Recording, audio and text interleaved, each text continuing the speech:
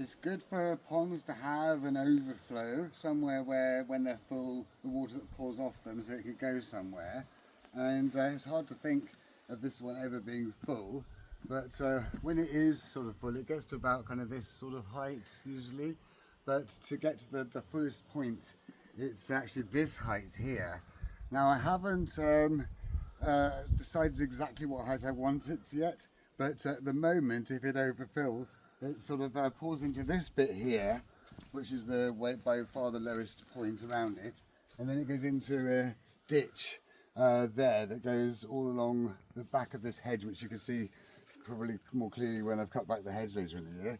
And then it sort of widens out over there into like a little garden valley which goes kind of along the edge of the woods, just down there, and then it goes like through a pipe and then into the woods, into the drainage valley woodland bit down there. So it's all like slowly winds off and then sort of makes its way down to the other pond eventually. So if by chance there's like a major storm, like massive heavy downpours, really overwhelming kind of thunderstorm or something, then this becomes the spillway. And this bit here is like the second lowest bit. It's a good foot higher than that bit, but in the event of much more rain, then this bit here, which is fairly flat, the water would spread out quite evenly on it. So it would, the water could come down this way, pour into the valley, and then go off into the drainage system that way. So it's sort of that's my little flood prevention bit.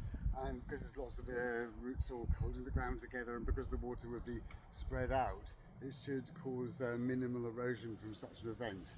So it's always good to have somewhere for the water to go, and also the ponds are very good for actually holding water as well. So if you've got a flood, then water pours into the pond, and a lot of it is held by the pond rather than surging off down the valley, and so it's kind of lessening floods downstream. So ponds are very useful, but it's always good to look after them and have somewhere for excessive water to go.